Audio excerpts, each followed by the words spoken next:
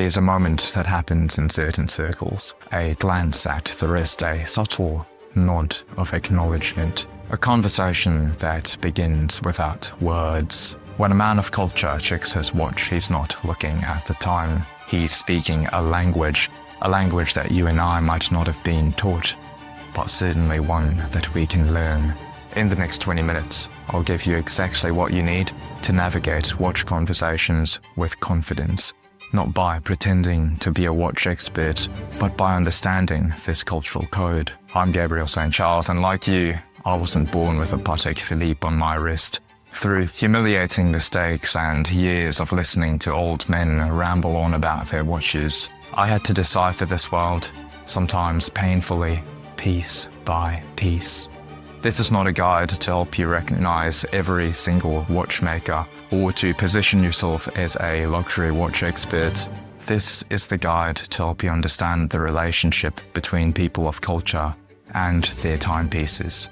This is the guide I wish I had. The first thing you have to understand is this. A luxury watch today isn't about telling time. It's a philosophical statement about how you value legacy, craftsmanship, and excellence. Yes, sometimes it is about showing off, but not in the way that you might think. The beautiful irony is that mechanical watches became true luxury items precisely when they became obsolete. The 1970s quartz crisis, that should have killed traditional watchmaking. After all, a $20 Casio now kept better time than a $2,000 Rolex. But what happened instead was that it transformed these anachronistic little machines into something more valuable, a statement. And this, my friends, creates the central irony of watch culture. The less necessary these things become for their original purpose, the more meaningful they become as cultural artifacts. It is a bit like commissioning a portrait in the age of Instagram. The impracticality of it is precisely the point. As Stern of Patek Philippe said, "We're not in the business of selling timepieces, we're in the business of selling emotion." What makes watch knowledge so powerful is that one's choice in timepiece can reveal truths about themselves that they might never say out loud.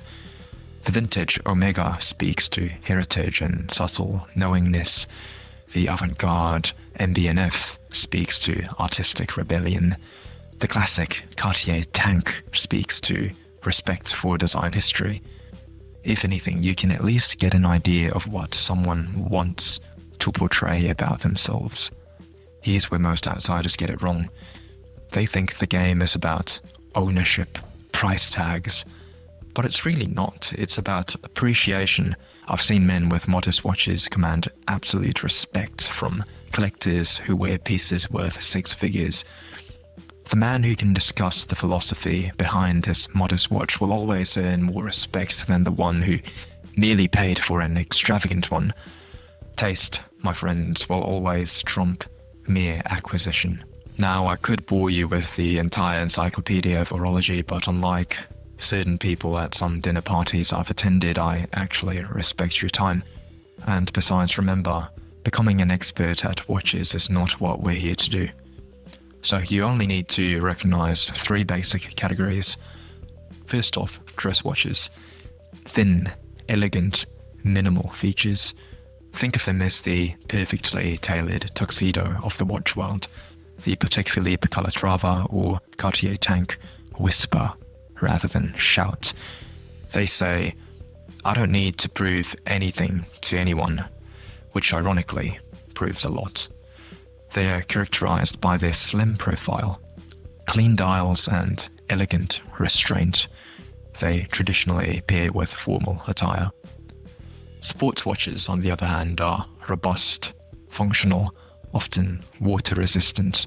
The Rolex Submariner or the Omega Speedmaster, originally tools for actual activities, diving, racing, space travel. They've evolved into a luxury statement with an action movie backstory. It's like wearing a Ferrari on your wrist that you only drive to the supermarket.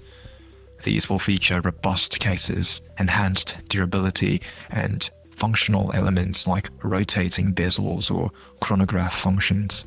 And lastly, we have complicated watches, those with additional functions beyond telling you that it's time for another martini.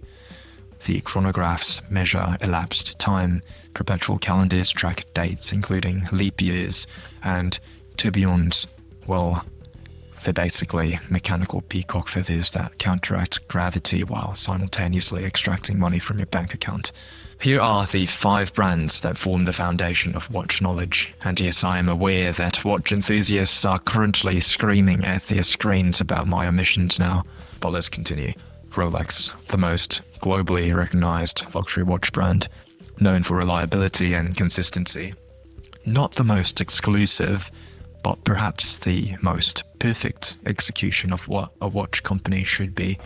They make a robust product that holds its value remarkably well, which explains why your father-in-law won't stop talking about his. Next up, we've got Patek Philippe, considered the pinnacle of traditional watchmaking with unmatched heritage.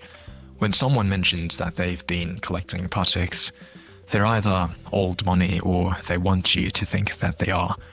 Either way, they've spent more on watches than most people have spent on their education. Next up, we've got Audemars Piguet, known for the iconic octagonal Royal Oak that revolutionized luxury sports watches. The Royal Oak was actually the industry's first luxury steel sports watch, a concept that sounded like an oxymoron until designer Gerald Jonta proved otherwise. Omega. This one has historic prestige with the moon watch that went to space. They've been on the moon in James Bond films and at the Olympics. And lastly, Cartier. Elegant architectural designs with French heritage. More of a jewelry house than a watchmaker traditionally, but their designs have become so iconic that it hardly matters. A fun fact is that the tank watch was inspired by the aerial view of actual military tanks in World War I. Geographically, 3 regions dominate. Switzerland remains the epicenter, with different regions specializing in different aspects of watchmaking. Germany, specifically Glashütte, represents precision engineering with distinctive aesthetic principles. And Japan offers both technological innovation and traditional craftsmanship through brands like Grand Seiko, who finish their watches so perfectly you might need a microscope to fully appreciate them. Understanding the basic distinction between movements matters. Mechanical movements require winding and represent traditional craftsmanship. Automatic movements wind themselves through wrist motion, and quartz movements use batteries and offer precision at a lower cost. It's a bit like knowing the difference between a manual, automatic, or electric car. The clearest distinction between the so-called, I don't like to use these terms, but for lack of better term, old money and new money approaches to watches, it comes down to a simple principle. Understated complexity versus obvious expense. Neither is inherently wrong, but they signal different values to those who can read the signs. Those who want to go for a more old money vibe, they typically select watches that whisper rather than shout, often from heritage brands with subtle designs that only other connoisseurs would recognize. The Patek Philippe Calatrava or the Vacheron Constantin Patrimony exemplify this approach, technically exceptional watches that don't announce their value from across the room. Someone who wants to go for a bit more of a new money vibe, or as some might say, people with no taste, often gravitate towards more visible statements, larger cases, more prominent branding, and designs that announce their expense more readily. It's the difference between the person who wants to be recognized for their watch versus the person who wants their taste to be recognized by those who matter. As one collector put it to me over drinks in Cape Town, if someone compliments your watch and you need to tell them the brand, you've chosen well. When they compliment it because they recognized the brand from across the room, well, let's just say you've chosen differently. Depending on context, of course. People who are seriously into watches also tend to value patina and heritage. The watch passed down through generations will always outrank the newest model. regardless of technical specifications. It's about the story, not the status. When someone references their grandfather's watch, they're not just talking about an object, they're talking about the story. Now for the terminology that allows you to engage in most watch conversations without having to pretend expertise. Master these few terms and you'll navigate most situations with ease. Think of it as learning just enough French to order confidently in a Parisian restaurant. Movement. This is the engine of the watch. Never call it the mechanism or the machinery. Types include mechanical, automatic, and quartz. Using this term correctly immediately signals that you're not completely new to the conversation. Manufacture. Using a bit of the French intonation. Well, I'm not entirely sure why they have to do that, but this refers to a watchmaker that creates its own movements in-house rather than sourcing them externally. This often commands respect in watch circles, much like a restaurant that makes its own bread in-house rather than buying it. Complication. This refers to any feature beyond simple timekeeping. The more complications, the more technically impressive the watch. For once, making things more complicated is actually valued. Perhaps the only context where it is. Caliber. This refers to the specific model of a movement, often with a reference number.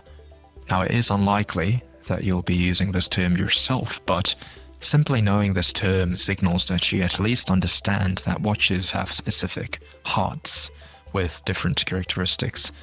It's a bit like knowing that different cars have different engines and not just different exteriors. Reference. This refers to the model number that designates a specific watch design. Watch enthusiasts often speak in these numbers rather than descriptive names. When someone casually mentions a 5711 instead of a Nautilus, they're showing that they speak the insider language. And if you're hearing this, I suggest you run far, far away. Some pronunciations to know. Mine are certainly not perfect, but it is good to at least try to pronounce them correctly. Patek Philippe, not Patek Philippe. Gégé Lecoultre. I did not get that completely right, but just as long as you don't say Jaeger Lecoultre or something like that, you should be fine. Lange und Zürner. Just don't say like Lang and Son or something like that, because the last thing you want is to appear like an American tourist going around Spain saying gracias. Again, my pronunciations aren't perfect. You'll also want to avoid these common misconceptions. Automatic doesn't mean battery powered. It means self-winding through the wrist movement. Another fun fact, Swiss made requires only 60% of the watch components to be Swiss made. So the watch doesn't have to be necessarily 100% manufactured in Switzerland for it to be considered Swiss made. And also, no watch is truly waterproof. They're water resistant to specific depths, but not completely waterproof.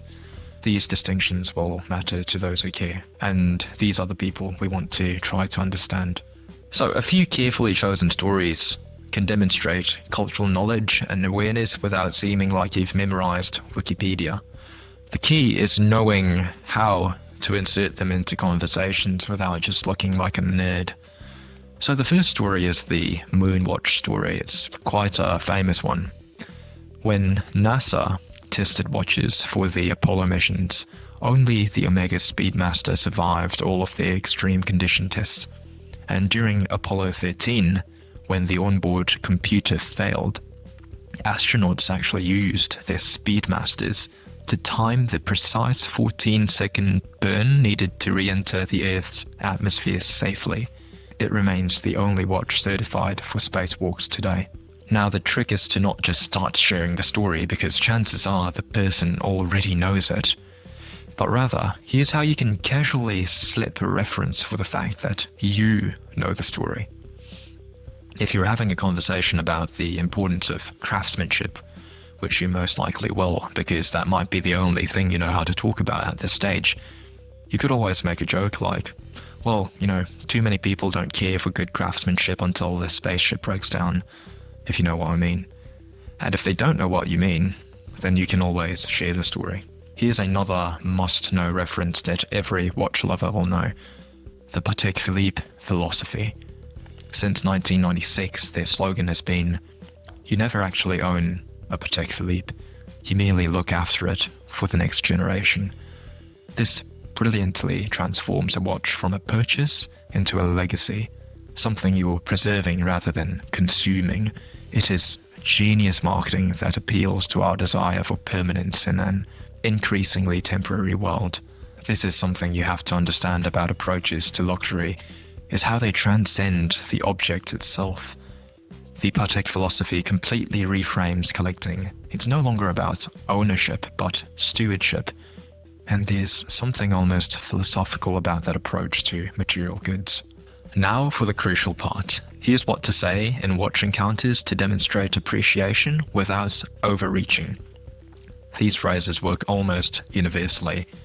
As someone who didn't grow up in this world and didn't have someone to pass a watch down to me or anything like that, I've used these phrases and they've opened up many great conversations, and this is how you can potentially make an impression without knowing that much about watches. I would say that these phrases work as well as having this perfect go-to wine that you bring to any dinner party, even if you don't know that much about wine. If you see a nice watch, simply say something like, "That's a beautiful timepiece. The design is quite distinctive." Or say something like, "I notice you're wearing an interesting watch. That dial has remarkable detail." Compliments like these acknowledge quality without pretending to recognize the specific make or model. As a follow-up question, a foolproof approach that I've found is an excellent conversation starter is to ask, "What made you choose it? Or did it choose you?" Most people are charmed by the introspection that the question provides and perhaps the opportunity to talk about their own sophistication. Either way, this invites a personal story rather than talking about technical specifications. Remember that the goal is not to try to impress. To this person, the watch is probably just one of his many accessories. Excessive fixation on technical details makes you look anything but like you actually belong in this world. If they do happen to start using terminology you don't understand, be honest about it. Simply say, "I'm still developing my knowledge of fine watches. Could you tell me more about what that means?" In my experience, honesty delivered with confidence always earns more respect than pretense. People usually love to share knowledge, so give them the opportunity. People like to feel needed. If you genuinely do recognize a watch, still exercise restraint, rather than trying to show off a keen eye by saying, "I like your Submariner," which then focuses the conversation on you. Instead, ask something like, "That looks like a Submariner, doesn't it? The proportions are so distinctive." There is a lot more benefit to framing your recognition as a question rather than a declaration. Firstly, it allows for correction in case you're wrong, and if you're right, it's much easier to turn it into a conversation, rather than you now having to pretend to be a watch expert. It's like commenting on wine. Better to make a generic comment on the notes of blackberry than to insist that, "Oh, that's a 2015 Bordeaux from the Eastern Slope," when you're not entirely certain, if they offer you a closer look. Always ask permission first before touching it. Remember, some of these watches are worth more than your entire family. So politely ask, "May I?" Then hold it gently by the bracelet, never the face. You don't want to get your fingerprints on that. Then comment on something specific, such as, "Wow, the way light plays on this dial is remarkable," or "The finishing on the case edges is beautiful." This shows you can appreciate craftsmanship even if you don't know every technical detail, just as one can appreciate a painting without having gone to art school. Now for what to never do or say. The areas that immediately mark you as an outsider. Consider these the equivalent of wearing a red felt beret in Paris, if you know what I mean. Number 1, never ask the price directly. This shifts the focus from craftsmanship to status and suggest that you're more interested in cost than quality. I once witnessed someone ask an associate about the price of his watch at a charity gala at the dinner table, and the temperature dropped several degrees instantly. I'm fairly certain that ice formed on the champagne glasses, and don't ask what I was doing at a charity gala. I am the charity. Number 2, never touch someone's watch without explicit permission. These are often deeply personal items of significant value. It's like reaching out to touch someone's wedding ring. Technically just jewelry, but emotionally so much more. I've seen grown men flinch when someone reaches for the wrist uninvited. Number 3, please never start reciting facts about a watch like you're a human Wikipedia. Even if correct, it signals that you're trying too hard. That is the quickest way to mark yourself as an outsider, offering technical details when nobody asked. You're not impressing anyone, unless they actually seem like a watch nerd. Save the details and focus more on actual conversation. And lastly, number 4, never make assumptions about someone based on their watch. Some of the wealthiest individuals wear modest timepieces, while someone stretching financially might wear something flashy. One of my best friends, whose dad's a billionaire, wears a simple Casio, while his driver wears a gold Rolex. If one didn't know better, they might spend the evening pitching their business ideas to the chauffeur. At the end of the day, if you make a mistake, just be confident and be honest about it. Say something like, I'm still learning about the finer points of watches, but I genuinely do appreciate the craftsmanship.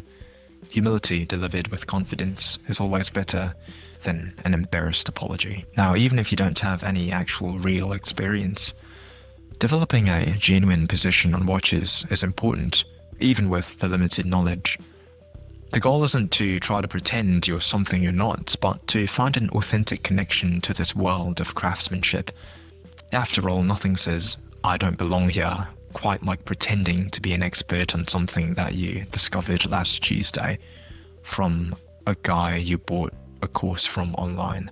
You don't need to have an educated opinion, but it helps to just have a general idea of what you like and what you don't like. This shows that you don't just have a materialistic favorite dream watch, but rather a more sophisticated palette.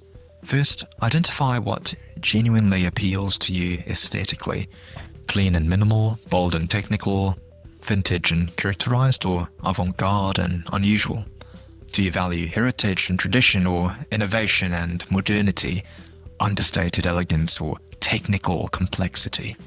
Answering these questions helps you to develop a perspective that's authentic to you, not just borrowed from others. This gives you an authentic starting point. Personal taste, honestly expressed, is always respected. In fact, having a genuine perspective is far more interesting than agreeing with whatever the room thinks is currently fashionable. Nobody wants to have dinner with a human echo chamber, no matter how expensive their watch. Here are some honest statements that you can make about watches without having the most depth of experience in this world. Be comfortable saying things like, I'm relatively new to appreciating fine watches, but I do find myself drawn to cleaner, more minimal designs. Or something like, I don't have an extensive collection, but I really appreciate the heritage behind these pieces. Statements like these show self-awareness without apology, a hallmark of genuine confidence. It's like admitting that you're not a native French speaker while still ordering in decent French. That is far more respected than mangling the language while insisting that you are fluent. If you do want to express your aspirational interests honestly, you could say something like, I'd love to own a Cartier tank one day. There's something timeless about that rectangular design. Or something like, I'm hoping to learn more about Grand Seiko. I find the approach to finishing fascinating. These statements show that you're on a journey, not pretending to have arrived. In this world of luxury, the apprentice who acknowledges that they're still learning is infinitely more respected than the fake master. Now here's something that they don't tell you in the glossy advertisements. For many desirable watches, particularly from brands like Rolex, Patek Philippe, and AP, money alone isn't enough. You can't simply walk into a boutique with cash and expect to walk out with their most coveted models. The truth is that acquiring certain watches requires something that can't be purchased: a relationship. Dealers allocate their limited supply of sought-after pieces to clients with purchase history, demonstrated passion, and personal connection. I've heard of billionaires who were turned away while someone of far more modest means received the call for a coveted model, all because they invested time in building rapport with the dealer. Just a fun fact. If you ever decide to purchase one of these watches for yourself, building these relationships requires patience and authenticity.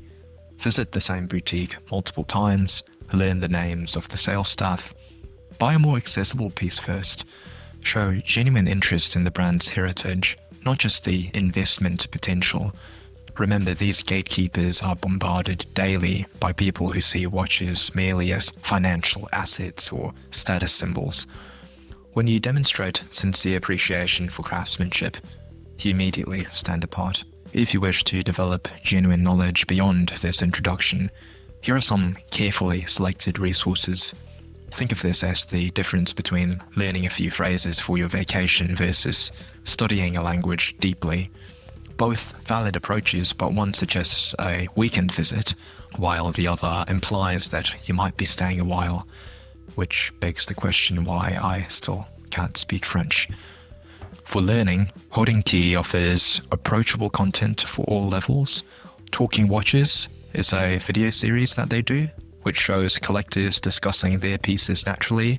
They include celebrities like John Mayer, some other people that I'm not too interested in. There's also a book called A Man and His Watch, and this tells the stories behind significant timepieces without getting overly technical.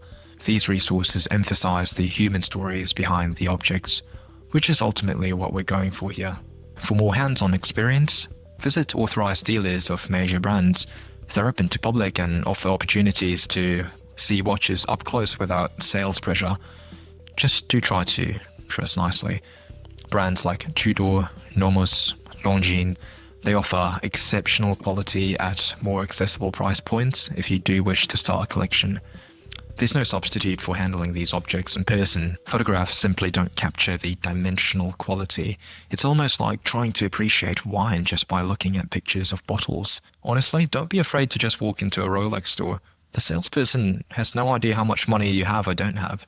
So just give it a shot. Understand and experience how it's like for someone for whom this experience is normal.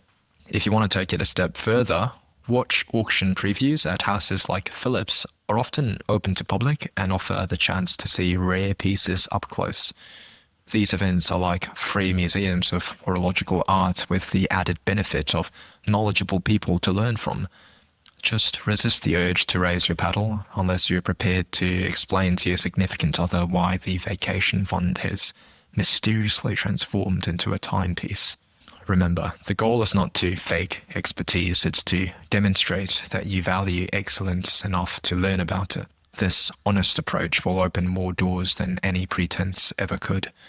The truly confident don't need to pretend, they simply appreciate openly. In my experience, nothing makes old money more comfortable than new money or no money trying too hard to hide what they are. Once again, remember, it's not about pretending to be rich, it's about understanding what the rich understand.